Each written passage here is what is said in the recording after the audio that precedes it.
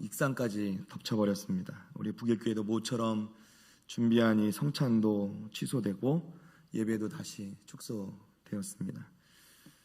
제 새벽에 기도하는 가운데 너무나도 답답하고 안타까운 마음에 하나님께 탄식하며 기도할 수밖에 없었습니다. 그러나 이런 때일수록 우리가 누구의 잘잘못을 따지기보다 믿음으로 서로 격려하고 기도로 서로 돕는 우리 북일교회 성도들 다 되시기를 바랍니다. 정말 지혜가 필요한 때입니다. 우리 정부와 시에서 또 그리고 교회에서 이렇게 드리는 지침에 잘 따라주시고 조금만 더 참고 견디고 우리 하나님 의지하고 나아가면 하나님께서 반드시 해결해 주시리라고 믿습니다. 승리합시다. 네, 우리 2020년 새해를 맞은 지 얼마 되지 않은 것 같은데 벌써 11월도 한 주밖에 남지를 않았습니다. 2020년도 새해를 맞이하면서 세웠던 계획들 참 많이 있으실 것입니다. 그런데 그 계획들 또 목표들 다 어떻게 이루신 줄 모르겠습니다. 저도 지난 시간들 좀 돌이켜 보니까 제가 세웠던 계획들이나 이런 것들이 목표들이 잘 이루어지지 않은 것이 너무 많다는 것을 좀 이렇게 생각하게 되었습니다. 저희 교회 와서 제가 지난주에 첫 추수감사 주일이자 또 성례주일을 보냈는데요. 제 나름대로는 참 뜻깊고 감사한 일이었습니다. 그러면서도 이 추수감사 주일을 보내면서 한편으로는 좀 하고 싶은 것도 많았고 또 세워놨던 계획도 참 많았는데 하지 못한 것도 참 많구나라는 생각을 좀 하게 되었습니다. 그러면서도 한편으로 제가 기도하는 가운데 하나님께 지혜를 얻은 것은 그럼에도 불구하고 제가 이루지 못할 것들은 과감히 포기하고 그리고 그럼에도 불구하고 제게 중요한 일 또 해야 될 일들은 다 이루지 못할지라도 하는 데까지는 좀 해봐야 되겠다 이런 결심을 하게 되었습니다. 하는 데까지 하면 그만큼은 남는 것이니까요. 예전부터 이렇게 그렇게 생각하고 그렇게 배워왔습니다. 우리 북일교회 사랑하는 우리 성도들께서도 여러분 계획하신 것들 중에 조금 이루지 못한 게 있을지라도 포기할 것은 포기하더라도 여러분 꼭 정말 중요하고 꼭 해야 된다고 생각되시는 것들은 다는 이루지 못할지라도 하는 데까지 한번 해보고 끝까지 포기하지 않고 끝까지 해보시는 우리 성도들 다 되시기를 축복합니다. 너무 빨리 포기하지 마시고요. 또 너무 빨리 또 오래도록 또 붙잡고만 계시지도 말고 포기해야 될 건 포기하고 해야 될 것들은 끝까지 해보시기 바랍니다. 제가 예전에 아이들을 가르칠 때 이 아이들이 착한 일을 하면 좋은 일을 하면 이 보상으로 사용하던 이 방법이 하나 있었는데요. 이름하여 이제 끝내주는 상이라고. 어떻게 하냐면 아이들이 먹는 이 과자통이 있는데 이 주둥이가 좀 작은 과자통이 있습니다. 그런 과자통 안에다가 사탕, 초콜릿 이런 걸 가득 채워놓습니다. 그래서 아이가 이제 칭찬받을 일이 생기면 이리 나와. 그래서 아이들 앞에서 그 안에다가 손을 집어넣고요. 자기 마음껏 쥐어서 가져가는 거예요. 근데 아이가 오잖아요. 그러면 이 통 안에다가 이제 손을 훅 집어넣고 꽉 자기 그냥 욕심대로 꽉 잡습니다. 그리고 손을 빼려고 하면 안 빠지는 거죠. 그러다가 이제 잘 설명해주면 그걸 좀 타협을 하죠. 이제 살살살 조금 떨어뜨려 놓고 손이 빠져나올 만큼 한 다음에 쏙 빼가지고 이제 들고 갑니다. 들고 가져가서 이제 자기 반 아이들과 함께 나눠 먹기도 하고 하는데요. 이게 사실은 그 아프리카에서 원숭이 잡는 법에서 이 착안한 것입니다. 이 아프리카에서 원숭이를 잡을 때 어떻게 하냐면요. 그 영상에도 있는데 이렇게 이제 흙 벽처럼 생긴 곳에 구멍을 뚫고 그 안에 이제 원숭이가 좋아하는 뭐 견과류나 뭐 이렇게 먹는 것들을 알알이 집어넣습니다. 원숭이가 이렇게 눈치를 보고 옵니다. 그러면 이제 사냥꾼은 숨어서 이제 줄을 가지고 이제 기다리고요. 손을 집어넣은 원숭이가요, 자기 양껏 욕심껏 그 먹고 싶은 것을 꽉 손에다 줍니다. 그리고 이제 그 손을 꺼내려는데 안 꺼내지는 거죠. 근데 그 순간에 이제 얼른 사냥꾼이 이제 줄을 가지고 원숭이를 향해 뛰어갑니다. 그러면 원숭이가 어떻게 하면 되죠? 손에 쥔 걸 놓으면 되죠. 그런데 원숭이는 원숭이입니다. 사람이 아닌 거죠. 그래서 손에 쥐고 있던 걸 놓지 못하고 그냥 소리만 꽥꽥 지르다가 그 자리에서 그대로 사냥꾼에게 이 포박을 당하고 그대로 이제 이렇게 끌려갑니다. 이게 아프리카에서 원주민들이 원숭이를 이렇게 잡더라고요. 근데 그걸 통해서 우리가 정말 이 아이들도 그렇지만 우리가 배울 필요가 있는 것이죠. 또 가르침을 얻을 필요가 있습니다. 교훈을 얻을 필요가 있습니다. 때로는 우리가 해야 될 것보다 때로는 포기해야 될 것이 있다. 그렇죠? 우리가 때로는 버려야 될 건 버려야 우리가 얻을 수 있다 하는 것이죠. 버린 만큼 나머지는 우리가 얻게 되는 것이니까요. 우리가 세운 계획도 그렇고 이 말씀드린 끝내주는 상도 그렇듯이 우리 매 순간 선택의 기로에 서게 됩니다. 사실 아침에 우리가 눈을 뜰 때부터 우리는 선택을 합니다. 일어날까 말까. 그죠? 그리고 밤에 잠들기 전까지도 우리는 끊임없이 이 선택이라는 것을 하게 됩니다. 때로 어떤 선택은 너무나도 중요해서 우리로 하여금 좀 머뭇거리게 할 때도 있습니다. 그러나 어떤 때는 아무리 어려워도 이 결정을 내려야 하는 경우도 있죠. 그 앞에 머뭇거리고 있어서는 안 될 때가 있다는 것입니다. 오늘 본문 말씀은 바로 이렇게 머뭇거리고 있는 이스라엘 백성들을 향한 이 엘리야 선지자의 도전의 말씀이기도 하고요. 또한 오늘을 살아가는 저와 여러분을 향한 우리 하나님의 말씀이기도 한 것을 여러분 믿으시기를 바랍니다. 오늘 본문 말씀 사실 우리가 너무 잘 알고 또 우리가 너무나 좋아하는 말씀입니다. 이 본문 말씀을 주제로 하는 우리 찬양대가 오늘도 은혜롭게 찬양해 주셨지만 그런 찬양 유명한 성가곡이 또 있죠. 갈멜산에서 쌓은 번제물을 그렇죠? 불렀어 태워 버린 여호와여. 네, 좀 일부 때도 그랬지만 좀 찬양대 좋은 이제 목소리 좋은 분께 부탁할 걸 그랬습니다. 어찌됐든 우리가 잘 알고 있는 바로 이 엘리야 선지자의 갈멜산 전투를 앞두고 이 엘리야 선지자가 이스라엘 백성들을 향해서 주는 말씀이 오늘 이 본문의 말씀입니다.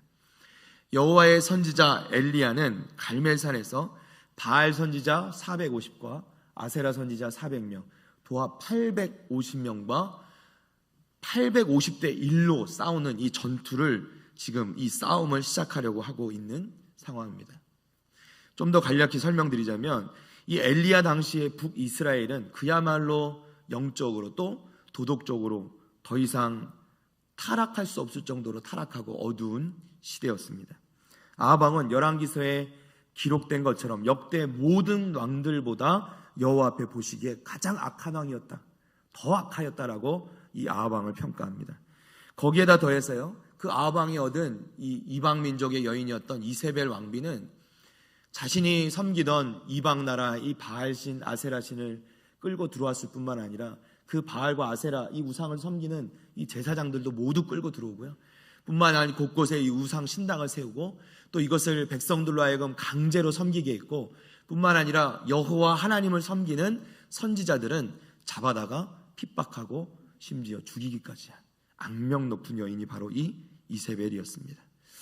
나중에 이 갈멜산 전투가 끝나고 나서도 엘리야 선지자가 아합 왕이 아니라 이 이세벨 왕비가 무서워서 도망칠 정도로 그렇게 아주 독한 사람이었죠. 이에 하나님께서는 이 아합 왕의 이러한 실적들을 보면서 이 행적들을 보면서 이 북이스라엘의 엘리야 선지자를 통해서 징계의 말씀을 전하십니다. 열왕기상 17장 1절 말씀인데요. 우리 한번 보여주시겠습니까? 열왕기상 17장 1절 말씀. 길르앗에 우거하는 자 중에 디셉 사람 엘리야가 아합에게 말하되 내가 섬기는 이스라엘의 하나님 여호와께서 살아계심을 두고 맹세하노니 내 말이 없으면 수년 동안 비도 이슬도 있지 아니하리라 하니라. 아멘.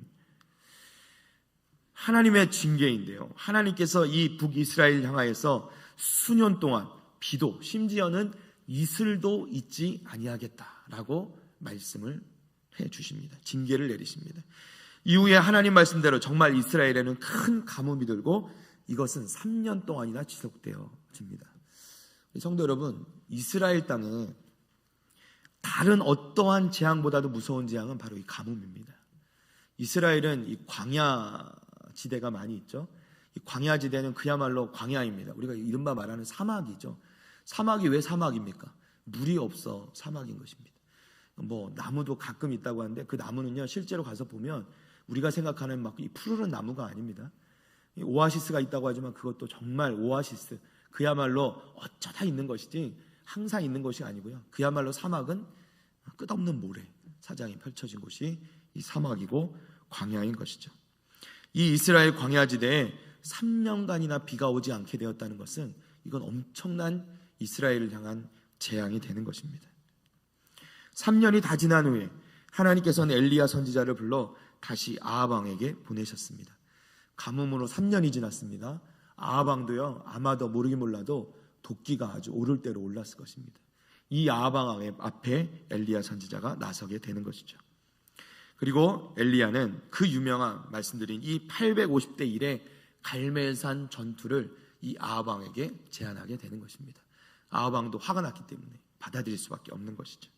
그야말로 이 드라마틱한 역사의 클라이막스의 순간에 다다르게 된 것입니다. 어떤 신이 진짜인가를 증명하는 이 참신을 증명하는 싸움이 지금 벌어지려고 하는 상황인 것입니다. 이 싸움을 보고자 온 이스라엘 백성들이 모여들었습니다. 싸움 구경을 하러 모여든 것이긴 하겠죠. 그런데 문제는 여기 모인 백성들의 태도입니다. 여기 모인 이스라엘 백성들, 과연 누구를 응원했을까요? 당연히 우리가 생각할 때 하나님의 백성이요, 하나님 나라의 백성이기에 하나님의 선지자인 엘리야를 응원해야 하건만 지금 이 백성들은 아무도 응원하지 않고 있습니다. 그들은 단지 조용히 숨죽여서 어떤 일이 벌어질지 말씀대로 이 싸움을 구경만 하고 있는 것입니다. 사랑하는 성도 여러분, 이게 말이 됩니까? 말씀드린 대로 이들은 하나님의 백성이요, 하나님이 누구십니까? 이스라엘 백성들을 구원한, 그리고 하나님 백성으로서 선택하시고 지금까지 이끌어오신 그들의 유일하신 하나님 아니십니까? 그런데 이 백성들은 그 앞에서 지금 이렇게 결정하지 못하고 조용히 숨죽여서 아무 말도 하지 않고 구경만 하고 있다는 것입니다.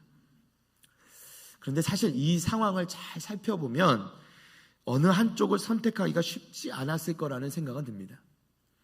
자신의 조상들이 믿었던 하나님을 선택해야 하건만 그 하나님을 선택하는 순간 어떤 일이 벌어질까요? 지금 이 나라를 다스리고 있는 아합 왕과 그리고 그 옆에 이 악명 높은 이세벨 왕비가 있는데 이 아합 왕과 이세벨이 그들을 어떻게 할까? 하나님을 선택한 이 백성들을 어떻게 할까? 두려운 마음이 들지 않을 수 없었을 것입니다. 그렇다고 그들을 선택하자니, 이 아합 왕과 이세벨을 선택하자니 하나님을 향한 두려움도 분명히 있었을 것입니다. 왜요? 이스라엘 백성들은 어려서부터, 태어나자마자부터 하나님에 대해서 끊임없이 이 신앙에 대한 교육을 받아왔기 때문에 이 하나님에 대한 인식이 있었거든요. 그렇기 때문에 이들 가운데 하나님에 대한 두려움도 있었을 것입니다. 그러니까 지금 백성들은 이러지도 못하고 저러지도 못하고 그냥 이렇게 아무 말도 않고 그냥 있을 수밖에 없는 상황이었다는 것입니다. 이러한 이스라엘 백성들을 향하여서 엘리야 선지자가 외치는 소리가 오늘 이 본문 말씀이 되는 것이죠. 우리 21절 말씀 다시 한번 볼까요? 21절 말씀. 엘리야가 모든 백성에게 가까이 나아가 이르되 너희가 어느 때까지 둘 사이에서 어떻게 해요? 머뭇머뭇하려느냐. 여호와가 만일 하나님이면 그를 따르고 바알이 만일 하나님이면 그를 따를지니라 하니 백성이 말 한마디도 대답하지 아니하는지라. 머뭇머뭇거리지 말라는 겁니다. 갈등하지 말라는 거죠. 고민하지 말라는 겁니다. 그런데 이 말씀을 묵상하면서 이스라엘 백성들과 똑같이 결정 앞에 결정 내리지 못하고 이 문제 앞에 결정 내리지 못하고 머뭇거리고 있는 제 자신을 발견하게 됩니다. 저뿐만 아니라 많은 분들이 이런저런 문제들로 이렇게 머뭇거리고 있는 것을 보게 되었습니다. 중요한 문제들로 때로는 너무나도 분명해 보이는 문제의 경우에도 끝까지 그것을 결정하지 못하고 머뭇머뭇하고 있을 때 이 엘리야 선지자를 통한 하나님의 추상 같은 음성이 우리 인생 가운데 들려오는 것을 우리가 듣게 된다는 것입니다. 너희가 어느 때까지 둘 사이에서 머뭇머뭇하려느냐. 첫째로 우리는 쉬운 길과 어려운 길 가운데서 머뭇거립니다. 당시 이스라엘 백성들에게 쉬운 길은 무엇이었을까요? 아마도 조금 더 쉬운 길은 아합 왕과 이세벨 왕비를 선택하는 것이었을 거예요. 그들을 따르는 것이었을 것입니다. 누가 봐도 그것이 그 당시에는 대세였습니다. 그것이 그냥 자연스러운 흐름이었다는 것입니다. 많은 사람들이 선택할 길이었고 또 그저 가장 안전하게 보이는 길이기도 했을 것입니다. 큰 결심할 필요도 없고요. 그냥 남들이 가는 대로 가면 되는 길이죠. 그저 시대의 흐름에 몸을 맡기고 자연스럽게 흘러가면 되는 길이었습니다. 반대로 엘리야 선지자의 편에 서는 것은 쉽지 않은 일이었습니다. 850대 1 중에 850에 서는 게 아니라 1에 서는 것이죠. 그것은 결코 쉽지 않은 결정입니다. 자칫 이 싸움에서 지기라도 하는 날에는 그 무서운 이 서슬퍼런 아합 왕과 이세벨이 자신들을 가만두지 않을 것이라는 것을 분명히 알았기 때문에 이들은 쉽게 결정할 수 없는 상황이 된 것입니다. 그런데 이렇게 갈등하고 있는 이스라엘 백성들을 향하여 엘리야 선지자는 분명히 하나님의 말씀을 빌어서 묻고 있는 것입니다. 명령하고 있는 것입니다. 너희는 머뭇거리지 말아라. 그리고 바로 선택해라. 결정해라. 결단해라 말씀하고 있는 것이죠. 그리고 사실은요, 이 말씀은 하나님께서 우리에게 묻고 계시는 말씀입니다. 너는 어느 길을 택할 것이냐 하는 것이죠. 우리 한국교회사의 치욕적인 이 오점으로 남겨져 있는 사건 중에 하나가 이 일제치하에 있을 때의 신사참배를 한 것입니다. 한국교회가 이 일제치하에서 그 어려운 상황 가운데서 이 신사참배에 대한 것을 강요받을 때 한국교회는 쉬운 길을 택하게 됩니다. 신사를 향하여서 그저 고개만 까딱하면 된다라는 이 쉬운 방법을 선택하게 된 것입니다. 반대로 신사참배를 거부하는 분들도 계셨는데요, 그것은 그야말로 어려운 길이었습니다. 온갖 핍박과 고통을 당해야 하는 길이었고 생명까지도 내어놓아야 되는 길이었습니다. 물론 그 상황이 쉽지 않은 상황이었고 또 신앙의 선배들의 과오를 들추는 것은 가슴 아픈 일입니다. 최근에 들어서 그 이후에 한참 후에 어느 기독신문 기자가 이 신사참배에 관한 기사를 적으면서 그 제목을 잡기를 불편한 것도 역사다 이렇게 잡은 기사가 있었습니다. 성도 여러분, 여러분은 이 불편한 하나님의 질문에 무엇이라 답하시겠습니까? 너희는 어느 길을 택할 것이냐? 빨리 결정해라. 이 결정을 요구하는 이 질문에, 하나님의 질문에 여러분 무엇이라 답변하시겠습니까? 백성들은 대답은 무엇이었습니까? 우리 함께 읽었지만 백성은 말 한마디도 대답하지 아니하였다 이렇게 말씀하고 있습니다. 그들은 침묵으로 대답한 것입니다. 그들은 하나님의 이 질문 앞에 그저 결단하지 못하고 침묵하는 것을 우리는 보게 되는 것이죠. 마태복음 7장 우리 13절 14절 말씀을 한번 볼까요? 말씀을 한번 띄워주시겠습니까? 다 같이 한 목소리 읽겠습니다. 시작. 좁은 문으로 들어가라. 멸망으로 인도하는 문은 크고 그 길이 넓어 그리로 들어가는 자가 많고 생명으로 인도하는 문은 좁고 길이 협착하여 찾는 자가 적음이라. 아멘. 어느 때까지 머뭇머뭇하겠느냐 물으시는 이 하나님의 질문 앞에 여호와 하나님을 믿기로 결단하는, 그것이 아무리 어려운 길이라 할지라도 그것을 결단하는 것이 믿음의 사람들인 줄로 믿습니다. 이 주님께서도 말씀하십니다. 좁은 문으로 가야 된다. 좁은 길로 가야 된다. 그 길은 언제나 협착하고 험하고 어려운 길이다. 사람들이 가는 길은 대로고 큰 길이고 편하고 쉬운 길이다. 그러나 주님께서 늘 말씀하시는 길은 너희는 어려운 길로 가라. 좁은 길로 가라. 우리에게 말씀해주고 계시는 것이죠.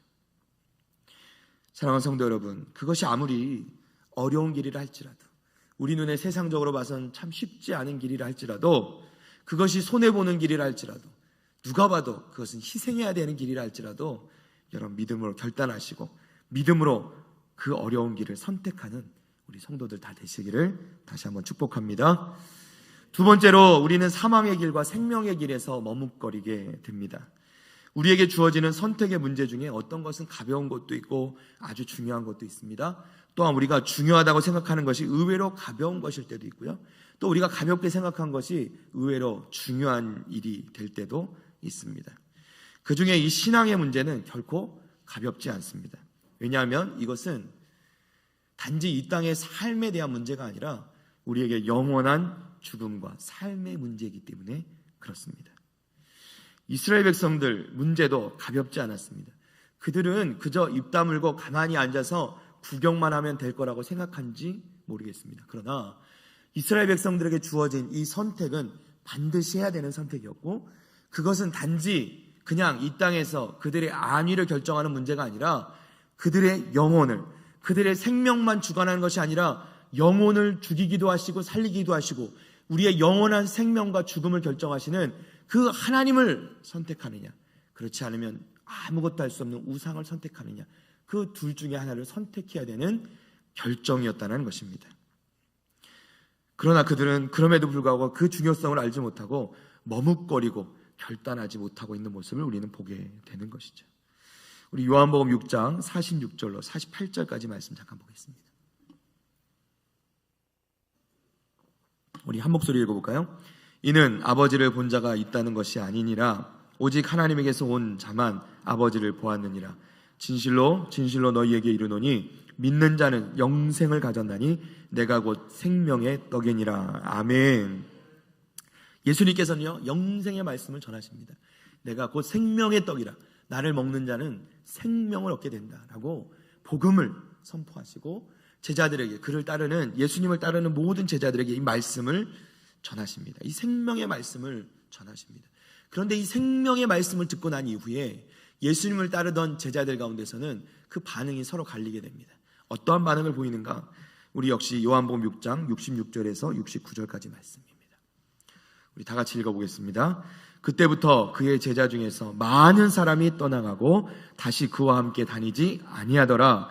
예수께서 12제자에게 이르시되 너희도 가려느냐? 시몬 베드로가 대답하되 주여 영생의 말씀이 주께 있사오니 우리가 누구에게로 가오리이까? 우리가 주는 하나님의 거룩하신 자이신 줄 믿고 알았사옵나이다. 아멘. 영생의 말씀을 전하시는, 내가 생명의 떡이라, 나를 먹는 자는 영원히 살겠노라 말씀하시는 이 영생의, 이 복음의 예수님의 말씀을 듣고 난 이후에 제자들의 반응은 서로 갈립니다. 그 제자 중에서 예수님을 따르던 많은 제자들이 있었는데요, 그 제자들 중에서 이 말씀을 듣고 어떻게 해요? 많은 사람이 떠나갔다 말씀합니다. 그리고 그들은 떠나간 뒤에 다시는 예수님과 함께 다니지 않았다라고 말씀합니다. 오직 12명의 이 제자들만 주님 앞에 남아서 주님과 함께 동행하게 되는 것이고, 그들은 주여 영생의 말씀이 주께 있사오니 우리가 누구에게로 가오리이까 고백하며 예수님을 따르기로 결단하는 모습을 보게 되어지는 것입니다. 성도 여러분, 누가, 제자들 중에 많은 숫자가 선택한 것은 무엇입니까? 예수님의 그 영생의 말씀을 깨닫지 못하는 것입니다. 영생을 선택하는 것이 아니라 영원한 죽음의 길로 그저 떠나가 버린 것이죠. 오직 소수의 제자들만이 예수님을 선택하게 됩니다. 많은 사람은 반대하고 적은 숫자는 예수님 말씀을 따르는. 그러나 성도 여러분, 어느 선택이 옳은 선택입니까? 어떤 선택이 바른 선택입니까? 우린 분명히 알고 있죠. 그러나 많은 사람들이 잘못된 선택을 한다는 것입니다. 왜냐하면 세상의 기준을 따르기 때문이죠. 세상의 가치를 가지고 세상의 눈으로 바라보면 잘못된 것을 선택할 수밖에 없다는 것입니다. 왜요? 그것이 쉬워 보이고 그것이 훨씬 가치 있는 것처럼 보이기 때문입니다. 그러나 우리가 선택해야 될 것은 항상 세상이 따르는, 세상의 기준을 따르는, 세상의 가치에 따르는 것을 선택하는 것이 아니라 하나님의 말씀에, 하나님의 기준에, 그리고 하나님 나라의 가치를 따르는 것을 선택해야 될 줄로 믿습니다. 그것이 옳은 것입니다. 그것이 바른 것입니다. 제가 감명 깊게 본 영화 중에 하나가 명량이라는 영화인데요, 우리 이순신 장군에 관한 영화죠. 이 명량의 한 장면이 보면 이순신 장군이 이제 출정을 나가려고 하는 상황에 이제 그 편지를 보내죠. 신에게는 아직 12척이 남아 있습니다 하면서 이제 명량 해전을 나가려는, 출정하는 것을 앞두고 이 장수들이, 이 부하 장수들이 이 이순신 장군에게 반대를 하면서 우리 나가봐야 싸워도 질 게 뻔한데 어딜 나갑니까? 우리 그냥 여기서 그냥 견딥시다, 이렇게 이제 건의를 합니다. 그런데 이것에 대해서 이순신 장군이 미리 준비했던 것이 있어서 이 병사들을 시켜서요, 이들이 그동안 거처로 삼던 집들이 있는데 그 집에다 모두 불을 질러버립니다. 막 불을 막 자신들이 살던 집이고 돌아오게 되면 살아야 될 집인데 불이 막 질러서 불이 타오는 거죠. 그것을 보고 막 이제 이 군사들이 막 난리가 납니다. 장군 왜 이러십니까? 장군 왜 우리 집을 불태우는 겁니까? 그랬더니 거기에 대고 이순신 장군이 추상 같은 말을 던지자. 너희가 아직도 살기를 원하느냐? 너희가 바다에 나가지 않고 이 육지에 있으면 살 거라고 생각하느냐? 그렇지 않다. 너희가 살고자 하느냐? 죽을 것이다. 그러나 너희가 죽고자 하면 살게 되리라. 아멘이 나오죠. 그야말로 필사즉생, 필생즉사. 죽기를 각오하고 싸우면 마침내 너희가 살 것이다 라고 말하는 이 이순신 장군의 이 말에 이 백성들, 이 군사들은 이 이순신 장군을 따라서 이 명량해전에 나가게 되죠. 그리고 여러 가지 우여곡절이 있지만 결국 큰 승리를 거두게 됩니다. 그 승리를 거둔 후에 또 마지막 장면에 참 이 은혜로운, 정말 은혜로운 장면이 나오는데요. 이 아들, 이순신 장군의 아들이 이 이순신 장군에게 묻습니다. 아버지, 이 승리의 비결이 뭡니까? 어떻게 이것을 이길 수 있었습니까? 라고 묻는 이 아들의 질문에 그야말로 승리의 비결을 묻는 것이죠. 이 이순신 장군의 대답이 뭐냐면 천행이었다 이렇게 말합니다. 천행이었다. 무슨 얘기냐면 하늘이 도우신 것이다. 네. 이순신 장군의 말입니다. 정말 그 장면에 그 말을 듣는데 가슴이 뭉클해지더라고요. 우리 주님이 하신 말씀도 있습니다. 마가복음 8장 35절 말씀인데요. 다 같이 읽어보겠습니다. 누구든지 자기 목숨을 구원하고자 하면 잃을 것이요 누구든지 나와 복음을 위하여 자기 목숨을 잃으면 구원하리라. 아멘. 예수님이 먼저 말씀하신 겁니다. 예. 그야말로 너희가 목숨을 구원하고자 하면 잃을 것이고 나와 복음을 위하여 자기 목숨을 잃으면 구원하리라 말씀하시죠. 갈라디아서 2장 20절 말씀도 한 절 더 볼까요? 갈라디아서 2장 20절 말씀. 우리가 너무 잘 아는 말씀이죠. 내가 그리스도와 함께 십자가에 못 박혔나니 그런즉 이제는 내가 사는 것이 아니요 오직 내 안에 그리스도께서 사시는 것이라. 이제 내가 육체 가운데 사는 것은 나를 사랑하사 나를 위하여 자기 자신을 버리신 하나님의 아들을 믿는 믿음 안에서 사는 것이라. 아멘. 할렐루야. 바울 사도의 고백은 무엇입니까? 예수님 말씀과 다르지 않습니다. 십자가에 못 박혀 죽는 것이 결국은 믿음 안에서 사는 것이다. 네. 똑같은 말씀이죠. 우리가 이 땅 가운데 아직도 살고자 선택하면 죽을 수밖에 없는 것이고 우리가 이 둘 사이에서 머뭇거리는 것이 아니라 이 땅에서 죽기를 각오하고 죽기를 선택하면 하나님의 아들을 믿는 믿음 안에서 우리는 살게 되는 줄로 믿습니다. 하나님을 선택하는 것이 결국은 영원한 생명을 선택하는 것이 되는 것이고요. 세상 것을 선택하는 것은 생명이 아니라 영원한 죽음을 선택하는 것이 되는 것입니다. 이것은 굉장히 중요한 문제입니다. 단지 손해보는 것이 아니라 모든 것을 잃게 되는 것이고 영원한 죽음을 선택하는 것이 된다는 것입니다. 사랑하는 성도 여러분, 결국 영원한 죽음으로 나아가는 이 세상의 가치보다 영원한 생명 되시는 우리 주님을 선택하는 우리 성도들 다 되시기를 축복합니다. 마지막 세 번째로 마지막 세 번째로 우리는 거짓 길과 진리의 길 사이에서 머뭇거립니다. 갈멜산에서 벌어진 엘리야 선지자와 이 한 명과 850인의 이방 제사장들과의 싸움의 결과는 여러분 사실 뻔한 것이었습니다. 850명이 이긴다는 얘기가 아닙니다. 한 명 엘리야가 반드시 이기는 싸움이었다는 것입니다. 왜 그럴까요? 왜냐하면 참 하나님은 여호와 하나님 한 분뿐이시기 때문입니다. 엘리야 선지자를 섬기는 그 하나님이 유일하신 하나님이시요 850명 섬기는 이 바알과 아세라는 우상에 불과한 것이기 때문에 850명 아니라 수백 명, 수천 명, 수만 명이 붙어도 결과는 뻔한 것이 된다는 것입니다. 하나님을 섬기는 자가 승리하게 되는 줄로 믿습니다. 그들이 섬기던 바울과 아세라는 참 신이 아니기 때문에 25절 말씀 우리가 읽지는 않았지만 25절 말씀에 보면요, 그들이 아무리 좋은 예물을 드리고 아무리 크게 불러도 응답하지 않습니다. 27절 말씀에 보면 심지어 엘리야 선지자가 그 바알과 아세라 선지자들을 향해서 온갖 조롱을 퍼붓습니다. 야, 더 해봐라. 제발 좀 더 해봐라. 왜 너희가 믿는 그 신은 응답하지 않느냐라고 그들을 아무리 조롱해도 이 엘리야 선지자를 바알과 아세라가 벌할 수가 없습니다.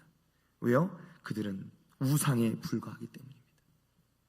결국은 이 우상을 섬기는 제사장들이요, 아무리 막 자기 몸을 자해하고 피를 철철 흘려도 그들이 믿는, 그들이 따르던 그 바알과 아세라는 아무런 대답이 없이 침묵할 수밖에 없는 것이죠. 왜요? 살아있는 신이 아니기 때문입니다.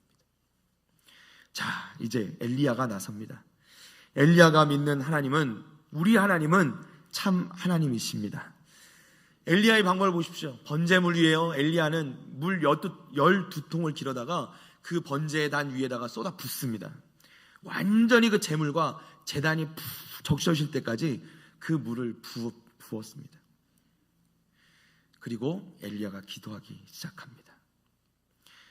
36절 말씀인데요, 우리 다 같이 한번 읽겠습니다. 36절 말씀 다 같이 읽습니다. 저녁 소재 드릴 때에 이르러 선지자 엘리야가 나아가서 말하되 아브라함과 이삭과 이스라엘의 하나님 여호와여, 주께서 이스라엘 중에서 하나님이신 것과 내가 주의 종인 것과 내가 주의 말씀대로 이 모든 일을 행하는 것을 오늘 알게 하옵소서. 아멘. 여러분, 그 번제단과 제물을 정말 정성스럽게 말려서 불이 잘 붙도록 해도 모자를 판에 그 번제단 위에 물 12통을 쏟아 붓고, 이제는 엘리야 선지자가 기도하는 가운데 뭐라고 기도하냐면 여호와여, 이스라엘 하나님 여호와여, 주께서 이스라엘 중에서 하나님이신 것과 내가 주의 종인 것과 내가 주의 말씀대로 이 모든 일을 행하는 것을 알게 하옵소서라고 기도하고 있는 것입니다. 그리고 이 엘리야의 기도가 끝나자마자 어떤 일이 벌어집니까? 하나님의 불이 하늘로부터 내려와서 그 번제단 가운데 임하게 되는데, 그 번제단을 푹 적셔놓았던 그 모든 물을 성경에 보면 핥아버렸다. 그죠? 여러분, 원래 물이 끄는 거 아니겠습니까? 물로 불을 꺼야 되는 것이죠. 그런데 오늘 하나님의 방법은 완전히 역전되어 있습니다.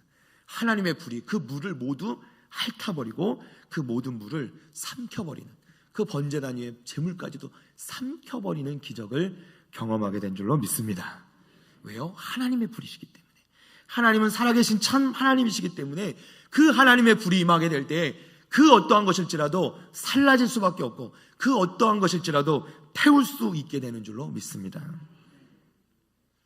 우리가 믿는 하나님, 이 엘리야의 하나님이 유일하신 참 하나님이신 줄로 믿습니다. 거짓된 우상과 참 하나님은 다른 것이죠. 거짓신이 아니라 유일하신 참 하나님을 선택하는 저와 여러분 되시기를 축복합니다. 말씀을 정리합니다. 알렉산더 대왕이 페르시아와 전쟁을 치르러 나갔을 때의 일입니다. 이 알렉산더 대왕이 이끄는 군대는 아주 용맹합니다. 용맹하기로 유명합니다. 많은 전쟁을 승리로 이끄는데요. 그럼에도 불구하고 알렉산더 대왕이 앞장서 걸어가는데 뒤를 보니까 그날따라 유난히 이 백성들, 군대들이, 이 군사들이요, 너무나도 힘없이 걷는 것을 보게 됐습니다. 알렉산더 대왕이 가만히 이렇게 그들을 이렇게 조사를 해보고서 그 이유를 알았습니다. 그리고 그 군대를 모두 멈춰 세웁니다. 그리고 군대에게 명합니다. 너희들 그동안 전투에서 얻었던 모든 노획물들, 너희가 얻었던 것들을 모두 다 내어놓아라, 이렇게 명령을 내린 것이죠. 그랬더니요, 알렉산더 대왕을 따르는 그 군사들이 하나 둘씩 알렉산더 대왕 앞에 나와서 어떻게 해요? 자기들 품에 있는 것을 꺼내기 시작합니다. 온갖 금폐물들과 온갖 쓸만한 것들은 모두 다 몸에다 짊어지고 있었던 것이죠. 그것들 다 앞에다 내놨어요. 산처럼 쌓입니다. 그러자 알렉산더 대왕이 그 모든 노획물들에다가 불을 질러버립니다. 다 태워버립니다. 이순신 장군이 그랬던 것처럼 이 병사들도 어떻게 해요? 너무나도 안타까운 마음이, 장군 왜 이렇게 합니까? 그런데 그것을 다 태워버리고 알렉산더 대왕이 다시 한번 이 군대를 이끌고 페르시아와의 싸움에 나갔을 때 이 페르시아와의 전투에서 승리할 수 있게 된 것입니다. 사랑하는 성도 여러분, 우리 모두 그리스도의 군사라 말씀합니다. 우리는 하나님의 군사입니다. 군사로서의 역할을 잘 감당해야 하는데 그렇지 못할 때가 있습니다. 우리가 이 세상에 우리의 것들, 우리가 세상의 것들을 포기하지 못하고 그것을 우리가 짊어지고 있을 때, 버리지 못할 때 우리는 승리할 수 없게 된다는 것입니다. 디모데후서 2장 말씀에 보면 군사로 다니는 자는 자기 생활에 얽매여서는 안 된다 이렇게 말씀합니다. 군사는 자기 생활에 얽매여서는 안 되는데 우리가 이 세상의 것들을 다 짊어진 채로 우리가 싸움터에 나간다라고 얘기하면 우리가 승리할 수 없는 것이죠. 결코 승리할 수 없는 것입니다. 하나님께서는 오늘 우리에게 또 여러분에게 묻고 계십니다. 너희가 어느 때까지 이 둘 사이에서 머뭇하려느냐. 우리가 머뭇거리는 이유는 우리가 포기하지 못하기 때문이죠. 내 욕심을, 내 소유를, 내 지식을, 내 욕망을, 내 계획을, 그리고 내가 생각하는 것들, 내 생각들을 우리가 포기하지 못하고 버리지 못하기 때문에, 결단하지 못하기 때문에, 선택하지 못하기 때문에 우리는 머뭇거리는 그것을 하나님께 보여줄 수밖에 없다는 것이죠. 우리 하나님께서는 우리가 머뭇거리는 것을 원치 않으십니다. 사랑하는 성도 여러분, 선택하시기를 바랍니다. 쉬운 길이 아니라 어려운 길을 선택하시기 바랍니다. 그리고 사망이 아니라 생명의 길을 선택하시기 바랍니다. 거짓된 세상의 길이 아니라 진리의 그 하나님의 말씀의 길을 선택하는 우리 성도들 다 되시기를 바랍니다. 우리가 올 한 해를 돌아보며 하나님 앞에서 포기해야 될 내 욕심은 다 내려놓고 꼭 선택하고 결단해야 될 믿음과 은혜는 우리가 꼭 붙잡으셔서 이번 한 주간도 승리하는 삶을 살아가는 그리스도의 군사로서 힘있게 나아가서 반드시 꼭 승리하는 우리 성도들 다 되시기를 주님의 이름으로 축원합니다. 함께 이 시간 우리 일어나시겠습니다. 368장 찬송.